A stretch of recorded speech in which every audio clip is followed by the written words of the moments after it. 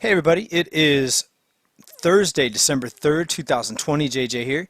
We had to bring back the older original intro. I think I quit doing the intro over a year ago, and I was going to put it out again for Lori over at Patreon. Thank you, Lori, for mentioning that you liked the heavy metal intro. So there it is again.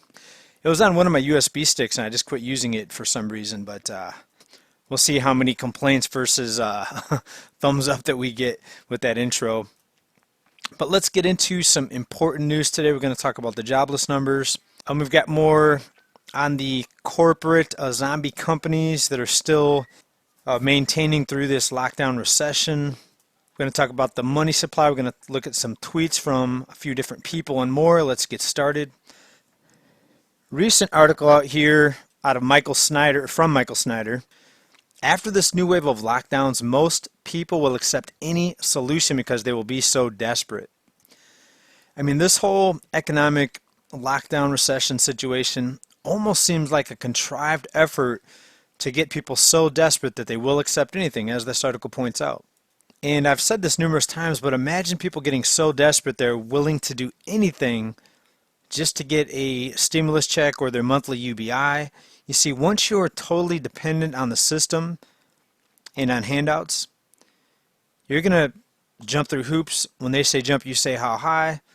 And imagine if we have a few crooked people at the top that don't have your best interest in mind. And I think most people here would agree that a lot of these people at the top, these quote-unquote leaders, do not have our best interest in mind. What are they going to make us do? Right? You take the shot, you get tested every 2 days. Right? You say the wrong thing, you make the wrong comment online, and you lose your check. Who knows what these people are going to do? That's the problem with being dependent on people. If these people are bad people that are running this and making the decisions on who gets the checks, who doesn't get the check, very, very bad things can happen. And I think most of us here can look back in history and see that this is not a good situation. Of course, economically it's not good, but the dependence that is coming out of this situation is very, very dire, in my opinion. Let me know what you think down below. I try not to be doom and gloom, but I agree with Michael Snyder's article right here. Most people will accept any solution because they'll be so desperate, and they'll be willing to do anything to put food on the table for their family. The new jobless claims numbers are out, and just as I predicted, Lockdown 2.0, we've eclipsed another 700,000 new jobless filings. Now they're saying this is great news. It's a pandemic era low as hiring continues. All right, but let's look at the chart again here. Let's go ahead and zoom in a bit here. Whoops, too much. So pandemic era low, but still compared to prior before the shutdown, we're still 3 to 4 times higher than we were before the lockdown recession. All right, things are not good, folks. I know a lot of you on here will say that I'm negative and that I'm just putting out the bad news. I'm not talking about the good news. Believe me, if you have good news, put it down below. And I know some of you saying you're making more money than ever. Well, maybe you're the top part of the K. Remember the K-shaped recovery? Well, you may be the line going up in the letter K. You may be at the top 50%. But the bottom 50%, the downslope in the letter K, not so good for most of the people on the bottom half, unfortunately. And we know that the service sector of the economy was the biggest hit, with a lot of the frontline workers, a lot of the hospitality industry, the restaurant workers, the servers. All those people were the biggest hit with the social distancing guidelines and everything that came out of this pandemic lockdown situation and the shutdown situation. All right, so the people that were already scraping by are seeing the biggest job losses. Right, so the people that were the most vulnerable were the hardest hit. Right, so it's like in high school, the biggest bully on the playground, or maybe middle school, pick your grade. The biggest bully on the playground is picking on and beating up the smallest, wimpiest kid. I mean, this is this recession, this Great Depression 2.0, as some are calling it. It's bad for a lot of people, and if you're in the top tier, if you're in the top part of the letter K in this K-shaped recovery, more power to you. Keep doing what you're doing. I hope you stay blessed, and I hope you stay lucky or skillful. whatever it is that's keeping you on the top part there, um, I hope it continues for you.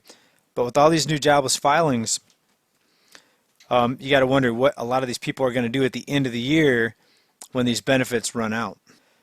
Now, speaking of the lowest jobless number per week since the lockdown began, recent article here out of the Wall Street Journal, Labor Department published flawed estimates of weekly jobless claims, Watchdog says. So we've been talking about this for years, but it is good to see the Wall Street Journal reporting on the fake and phony numbers that are actually put out from these entities, in this case the Labor Department. Right, we've talked about it several times. Let's look at the labor force participation rate, and you see the real unemployment figure is closer to 30%. You can also go over to shadow stats. We've talked about that here many times. Actually, 25 to 30% now is the official unemployment number. I shouldn't say official. I should say the real number if you actually look at the raw data. The official numbers are flawed and fake and phony, and I'm glad to see the Wall Street Journal is at least shedding a little bit of light on that. Let's go over to Twitter here for a couple tweets here. Adam Best tweeted out the following: Pentagon, quote, "We know we're in a pandemic and recession, but we still need another $700 billion this year. Congress, of course. Americans, can we get another round of $1,200 stimulus checks to help us not starve or go homeless? Congress, we can't afford it." Right? Sounds about right, doesn't it? This gridlock in Washington, it's absolutely insane how people don't see right through this entire scam, in my opinion. Dan Price, company blows all of its profits on stock buybacks for a decade, goes broke when inevitable recession comes. Political leaders, there's nothing they could have done. Here's a bailout. Person gets laid off and goes broke. Political leaders, they should have just saved better. I mean, that's really, in a short tweet, that really tells you a lot about this economy, this economic system, this financial system. We have a select few handful of bureaucrats that make the decisions on who wins and who loses, who gets to stay open, who gets shut down. Right? I think most of you here get the picture. I mean, I'm probably preaching to the choir here. Rep. Don Bayer tweeted out the following: before 2020, the U.S. had never seen over 700,000 jobless claims in a single week. He going down here. It was the 37th week in a row with more new claims than the country had experienced in any week before 2020. Right. So even now, during this supposed recovery, the jobless claims, the weekly jobless claims, are still worse than at any other point before this current recession. And he ends it here: we are in a serious economic crisis. Right? Another good way to sum it up: a serious economic crisis is what it is.